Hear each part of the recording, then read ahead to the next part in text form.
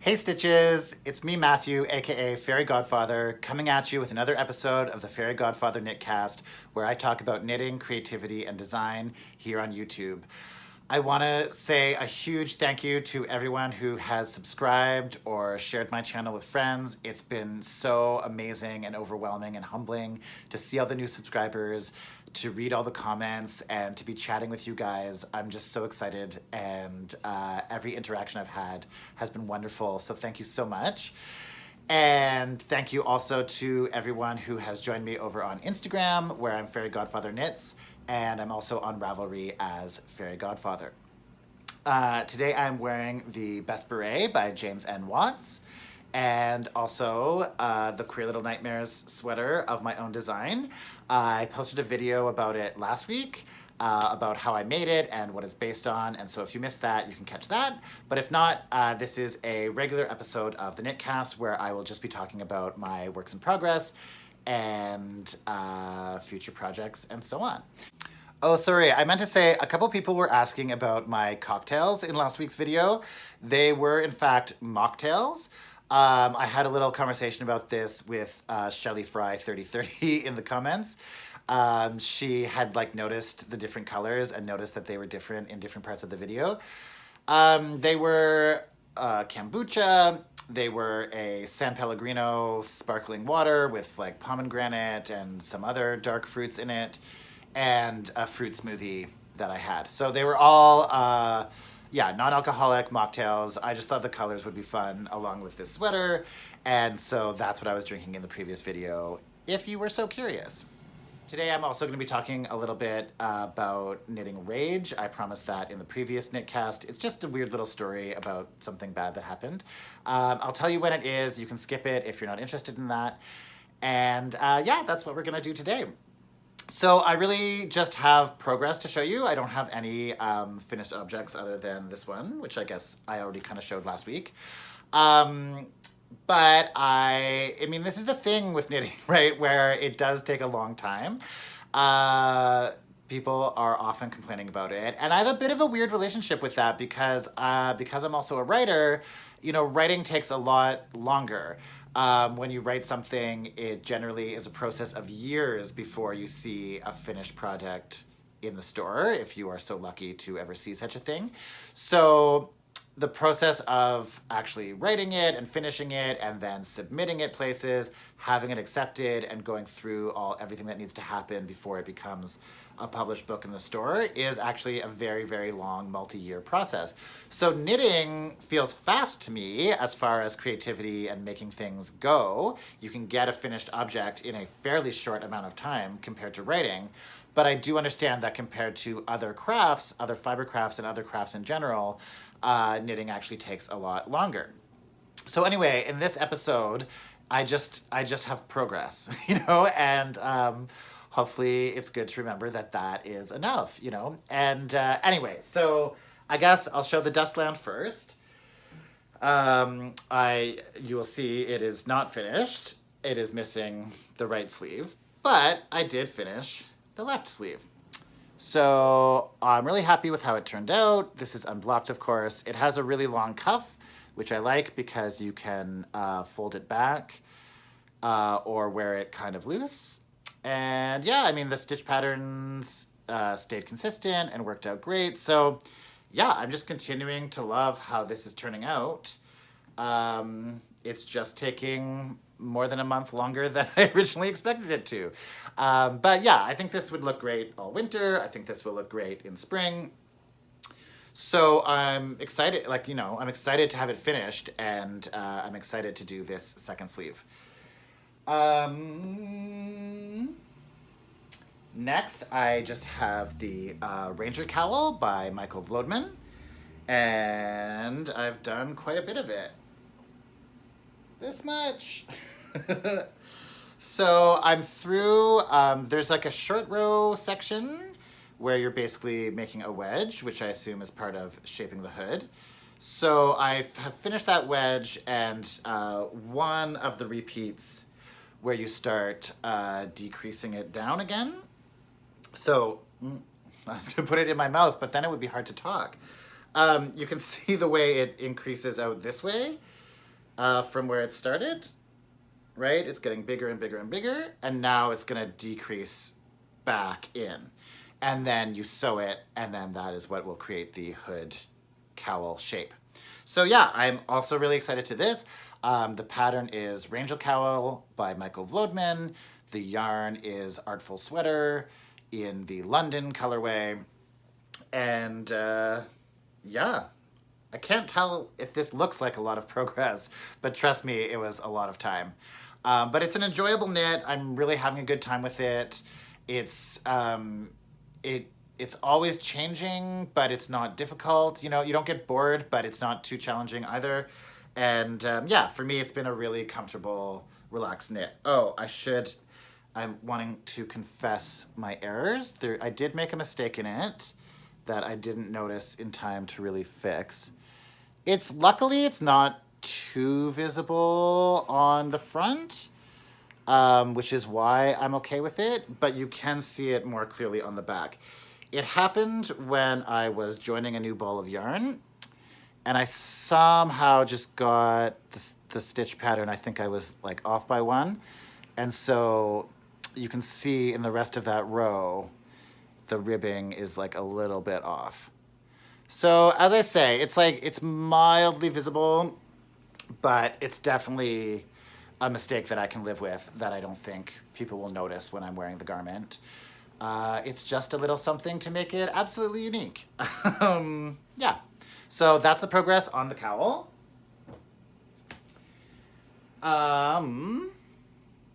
And I think now I will jump to the knitting rage story. So this is just a story about a moment of frustration I had, a mistake that I made, and how I'm attempting to fix it.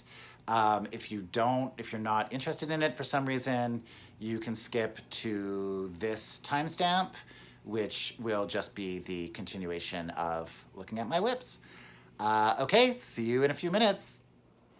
Hi, so here I am. I'm wearing my Best Beret by James N. Watts, but that's not what I'm talking about here today. Today I'm talking about yarn rage. And it's a little bit difficult to talk about, to be honest. It's hard to admit moments of frustration and weakness and bad mental health, but it's something I want to be able to feel free to talk about here on the channel, and something that I think it's important to talk about. So often when people see me knitting, they say, oh, that must be so relaxing, or that must be so calming, or it must be so good for your mental health. And it can be all of those things, and it is all of those things for a lot of people, and for me at certain times. But ultimately, I think, any activity can be done in a way that is good for you or bad for you. It all depends on what you bring to it. And so there is another side to knitting where knitters can feel a lot of stress, a lot of pressure, a lot of perfectionism issues. There's all kinds of things that can come into it.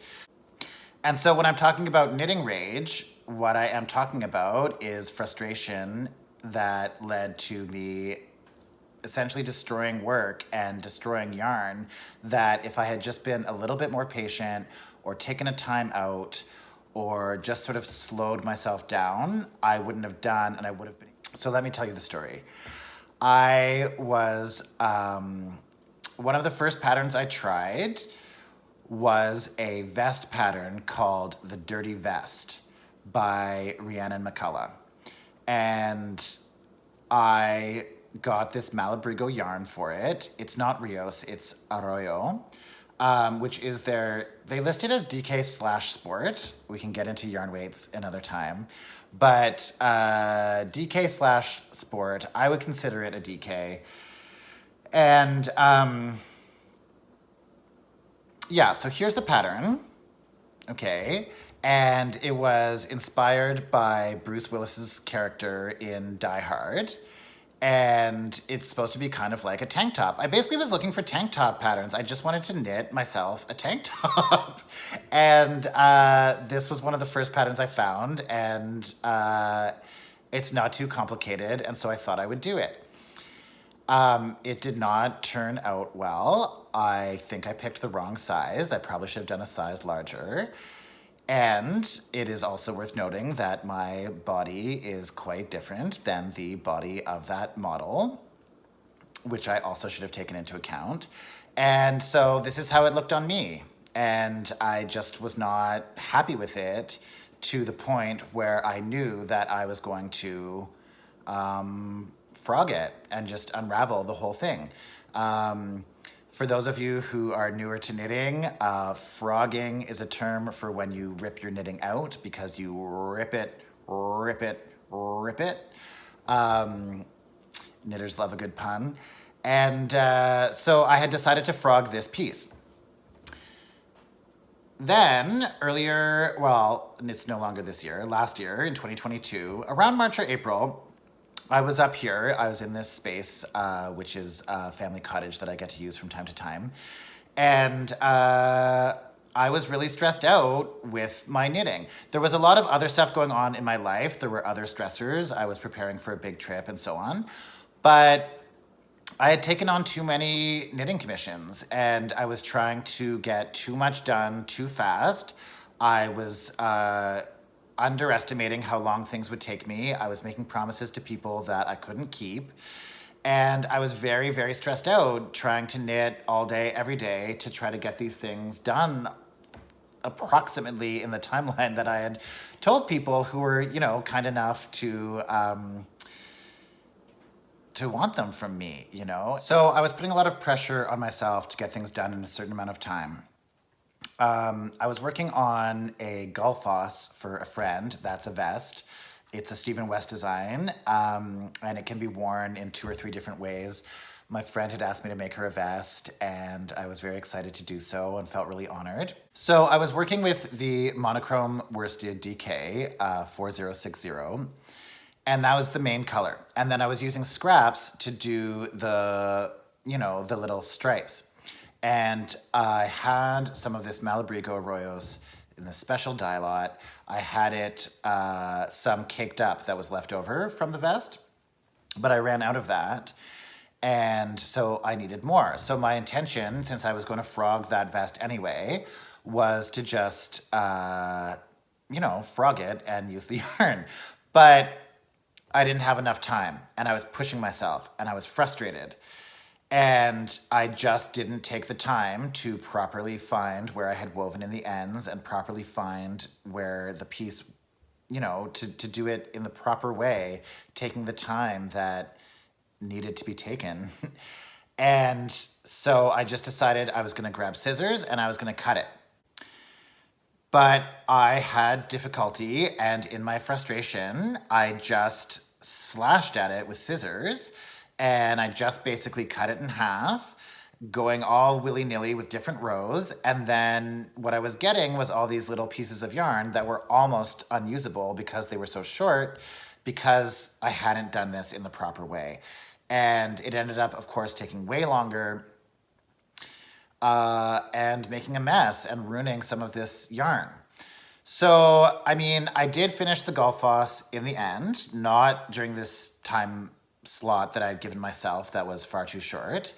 I finished it later while visiting a friend in Winnipeg. There was like a freak snowstorm while I was there, so I just stayed in. We stayed in, and I finished up all these knits. So here I am modeling it. Excuse my pajamas, but you'll see some of the different ways that you can wear it, and I just wanted to make sure that it was like seamed properly and all looked okay. And then because I had it with me while I was traveling, I did wear it one other time out to dinner before giving it to my friend who was the person that it was intended for. I don't have a picture of her wearing it. So, I mean, the Golfos made it, but I have had this vest sitting around and I've needed to deal with it to actually try to salvage as much of the yarn as I can. And I now need this yarn for the segment in the armored cardigan that I've been talking to you guys about. It's time for that wedge. So I am about to now attempt to properly, or just do whatever I can to salvage as much yarn as possible from this. If you've ever experienced anything like that, or if you have a knitting rage story of your own that you would like to share, please feel free to put it in the comments. I would love to hear about it, so I don't feel like I'm the only one that has done something in a moment of frustration and impatience that I have regretted later. I'm sure it happens to all of us. Let me know in the comments down below. Okay, so here it is. This is the Ziploc bag that I have been keeping it in. I haven't pulled it out of here in probably 9-10 months. So here we go.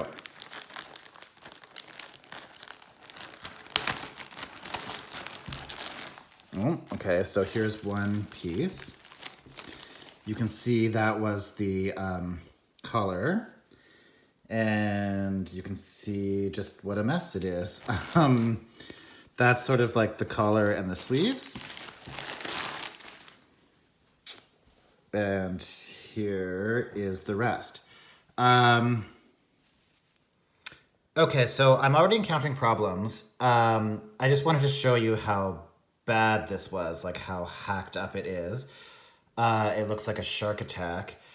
And the thing is, I kind of have to find the lowest point, right? Because all of these stitches are still attached in various ways, but the lowest point is where I'm going to find one that can still go all the way around. So hopefully I'll just be saving from that point down. No, just kidding. That's a time-lapse music joke from the last video.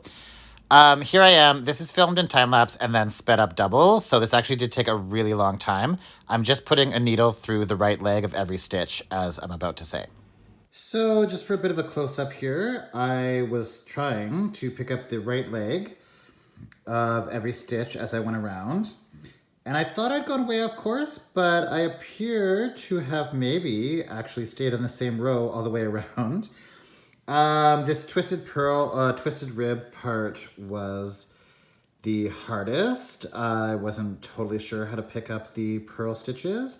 So there might be, you know, some unexpected problems along the way, but I'm basically happy and hope I should now be able to cut and have a little bit more success. Okay, so here I go. I'm starting with just the little scissors or clippers that I have from my knitting kit. They're not very good. If anyone knows some good notions and some good scissors, please let me know in the comments below. I switched to those big ones to get off some of the bigger pieces. So I had a few misstarts here, but once I really got going, you can see I'm wrapping the yarn around my arm, and you get to this satisfying point where it does start going very quickly. And there is like a weird kind of satisfaction that comes with it. So I got all the way down to the ribbing, and then there was a weird knot, so I had to stop. You'll see also that the yarn stayed quite wavy, quite kinked from being knit up. So I just tied it to try to secure it and make sure it didn't get all too tangled. And I'm not putting in any soap. I'm just going to use water. So I'm just going to try to get the air out of it a bit.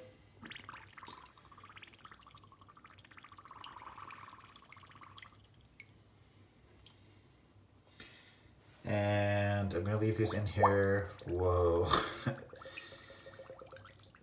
Yeah, we're not out of the woods yet, kittens, but hopefully this works, or sort of works. We will find out in a little bit. I'm going to leave it in here like a long time. Like, I don't know, half an hour or an hour? Oh, I hope it all stays. This is already scary. Stay tuned.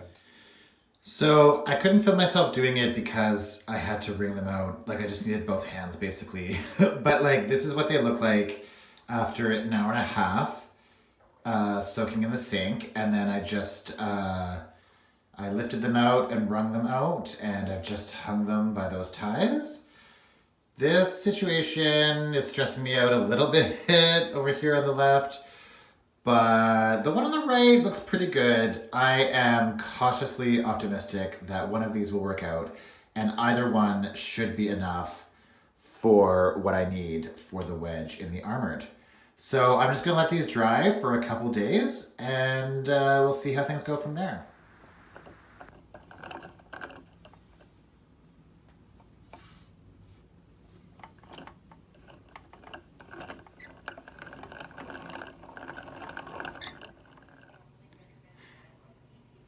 Dun-dun-dun, dun-dun-dun. It worked out, guys. I'm so excited. I'm so happy that I will be able to have a symmetrical garment and that I was able to salvage this yarn after such a terrible, ridiculous mistake. I will show, I don't know if you can see, in my haste, I forgot to switch the needles. The pattern doesn't call for this, but I'm using different needles for the wedges versus the welts. The pattern is mostly done in 5.5 millimeter needles, but I'm finding when I do that for the welt, they're just a little bit too loose. So I actually go down to all the way to a 4.5 millimeter needle for these cinnamon colored welts. I had those needles on when I started this, and I was so excited to get it in that you can see this is with the 4.5 needle, and then I realized my mistake, and I switched to the 5.5, and it just made the garter, it actually just really made the garter bumps, the garter ridges farther apart. But I think with blocking and all things being equal in the overall garment, it's not going to make a huge enough difference that I wanted to rip back and fix it. Like, I think this will just be okay. And I'm mostly just thrilled that I was able to salvage this yarn. So yeah, I'm excited to keep going on the cardigan.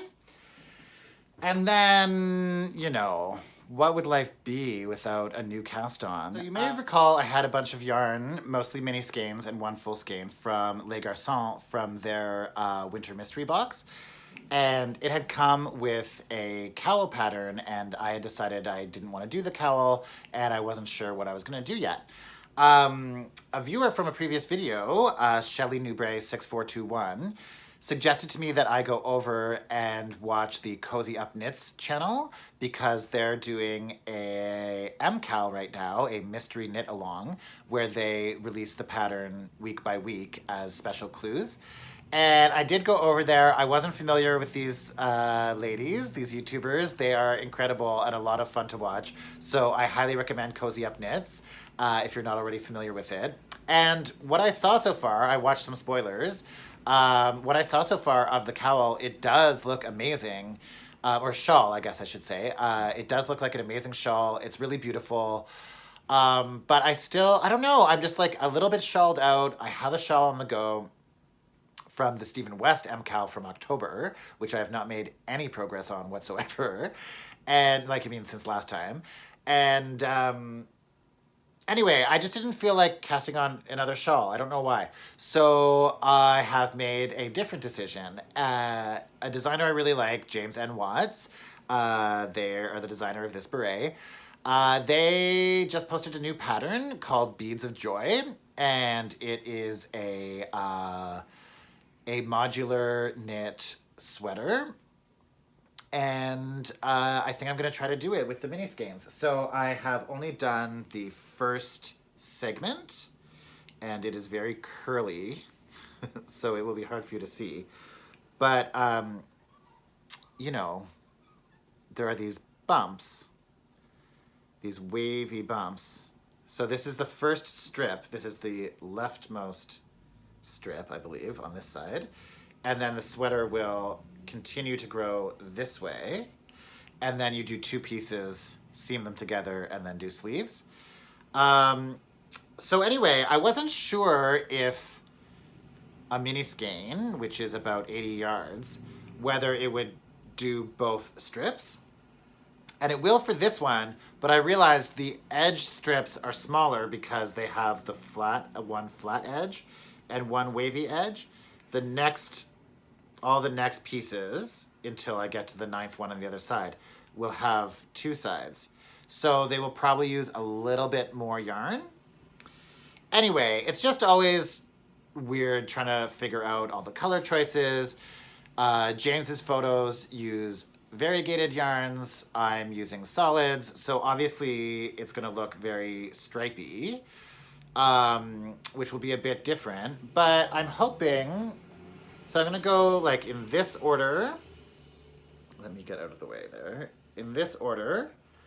And then this was the main color, which I'm going to do for the middle stripe, the collar, the hem, the cuffs, and possibly even all the sleeves. And then with the other 4 minis, we'll go out the other side like this. So, you know, there were kind of like 2 greens, 2 bluishy ones, 2 purplishy ones, and 2 pinky ones. So I'm hoping to sort of do, it's not quite a fade, but stripes and different stripes, and it'll be symmetrical, and I'm hoping that the front and the back piece can be exactly the same. And if not, we'll switch it up. You know what I mean? So there's like an element of play and an element of uncertainty, but I really like that in my knitting. I like the adventure of seeing how a piece evolves as I knit it. I don't want to have everything sort of so set up from the beginning and be so... I know a lot of people do like that, and that's the appeal of knitting for them, but I'm a little bit on the other end of that spectrum where I like to discover as I go and adapt on the fly and play as I go. So anyway, I like the way this fabric is knitting up. I mean, it is sock yarn, so it is wool and nylon, but it is going to be nice and thin. So I'm hoping that this will be a sweater I can wear in the spring or even in the summer on cool days. Yeah, it's a little bit, I don't know. I'm interested to see how it will turn out and whether I will like it in the end. It's going to be a bit cropped. I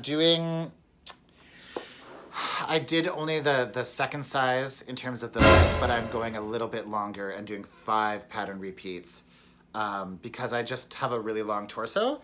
If I did it the short way, it would end here, which is like basically my belly button height.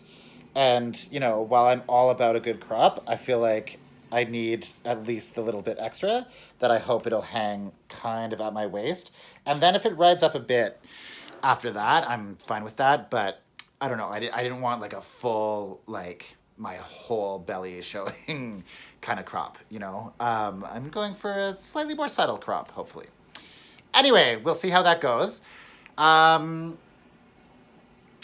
The other thing that this is a future plan, something I'm planning to cast on, is the Fox Paws by Zandy Peters. Zandy Peters' motto is knit boldly. I love that motto. I've been very excited to try this designer for a long time. And I had ordered these yarns back in the fall through Sweet Georgia. Sweet Georgia is a really amazing Vancouver company. I'm sure many of you are familiar with them. They do all the fiber arts. They sell yarn. They have an amazing YouTube channel as well. They're really great. And so they were wonderful to deal with. My brother and brother-in-law moved to Vancouver Island in the summer of 2020. And they got me a couple Christmases ago a gift certificate to Sweet Georgia. And it just took me a while. Like, I just couldn't figure out what to get, right? There's that, you have this amazing, generous gift, you're excited to get yarn, and then it just becomes overwhelming to choose, especially with a company like Sweet Georgia. If you go to their site, you'll just see they have so many bases and so many colors and so many different things that you could do. So they briefly carried this,